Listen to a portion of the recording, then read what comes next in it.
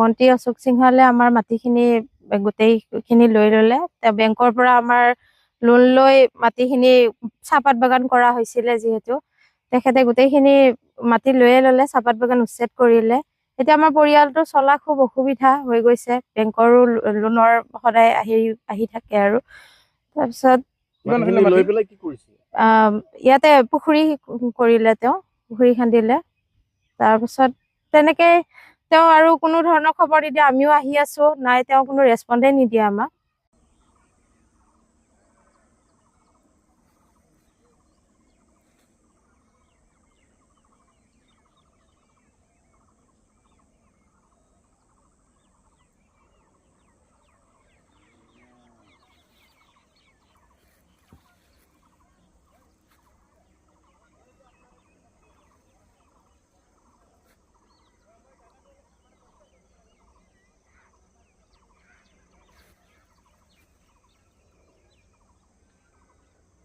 এইয়া মই যে আচলতে এই চাহপাত বাগান লগাইছিলোঁ এজন নিবনুৱা থলুৱা ল'ৰা হিচাপে।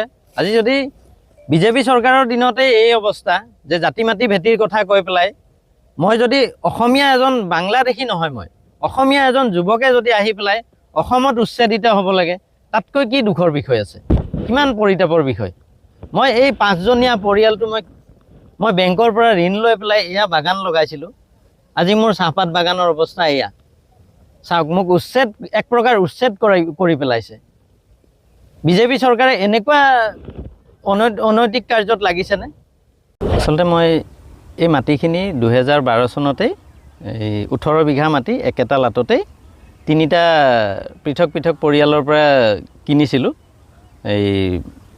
সেয়া মাটিৰ দলিলো আছে মোৰ তাত। কোন ঠাই এইটো ভূতপাৰা পথাৰ, আপোনাৰ বৰ্তমানৰ এই ভূতপাৰা ষ্টেডিয়ামখনৰ গাতে লাগি থকা মোৰ মাটি। তো মই এই মাটিখিনিত 2020 চনত, ইয়াৰ আগত মই বিভিন্ন খেতি কৰিছিলোঁ, তৰমুজৰ খেতি কৰিছিলোঁ আৰু সেনেকৈ অলপ খেতি কৰিছিলোঁ। আৰু তাৰপিছত মই কি কৰিলোঁ, এই বাঁহৰ বেৰ নাথাকে কাৰণে মই ঘৰতেই পকী খুঁটা বনাই পেলাই ইয়াত আনি পেলাই মই পকাৰ ফেঞ্চিং দি পেলাই এই লোহাৰ ফেঞ্চিং দি পেলাই সেনেকৈ গোটেইখিনি ঘেৰিলোঁ। ঘেৰি মই 2020-21 চনত মই চাহপাত লগালোঁ। চাহপাতখিনি এতিয়া প্ৰমাণ হিচাপে কেইজোপামান গছ আছে।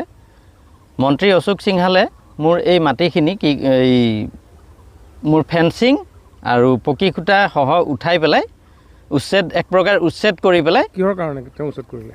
তেওঁ এটা আঁচনি আনিলে। তেওঁৰ আঁচনি আনাই আচলতে নিয়ম।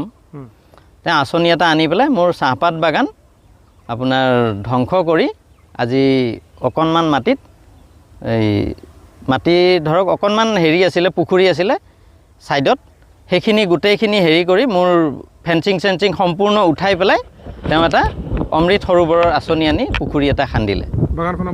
মোৰ বাগানখনৰ চিন হিচাপে আগতে ধৰক মোৰ লগোৱা পুলি চুলিৰ ভিডিঅ' আছে বা ফটো আছে, সম্পূৰ্ণ নষ্ট কৰি পেলালে। আৰু মোৰ চিন হিচাপে এতিয়া কেইজোপামানহে ডাঙৰ ডাঙৰ, প্ৰায় আমাতকৈও ওখ এই চাহপাত গছ কেইজোপামান মই দেখি পাইছোঁ জংঘলৰ মাজত। আপুনি প্ৰতিবাদ কৰিছে? হয়, মই প্ৰতিবাদ বিভিন্ন সময়ত তেওঁক মই বহুত কাকতি কৰিছোঁ। আনকি মোৰ ফেমিলিক লৈ আহিও মই তেখেতক বহুত ৰিকুৱেষ্ট কৰিছোঁ, কিন্তু সেই ৰিকুৱেষ্টক তেওঁ অগ্ৰাহ্য কৰিলে। মই যেতিয়াই তেওঁৰ ওচৰত আহিছিলোঁ একদম প্ৰথম অৱস্থাত, তেওঁ মোক খালি কৈছিলে যে তোৰ যে মাটি, তোৰ কি প্ৰমাণ আছে? কোনে কৈছে তেনেকৈ? অশোক সিংহালে। তেওঁ এজন ৰাইজৰ প্ৰতিনিধি হৈ পেলাই তেওঁৰ মুখত এনেকুৱা আচৰণ, তোৰ কি প্ৰমাণ আছে? মই ক'লোঁ ছাৰ মোৰ দলিল আছে, এয়া চাওক। কৈছে হ'ব, তই পিছত আহিবিচোন, পিছত চাম দে বাৰু, সেনেকৈ ক'লে। তেওঁৰ যেন সময় নাই, আহৰি নাই। তাৰপিছত বিভিন্ন সময়ত মই আহোঁ, ফেমিলি লৈও আহিছোঁ, মোৰ মাইনাহঁতকো লৈ আহিছোঁ, মোৰ ফেমিলিকো লৈ আহিছোঁ। তেওঁ কিন্তু সেইবোৰ অগ্ৰাহ্য কৰি পেলাই তেওঁ সময়ত এনেকুৱা কৰিলে। এই মাটিখিনি কি শ্ৰেণীৰ মাটি আছিলে? চৰকাৰী মাটি আছিলে? এইখিনি হয়, 1 চনা মাটি আছিলে। আৰু মই 19 চনলৈ খাজনা দি আছিলোঁ, 2019 চনলৈ।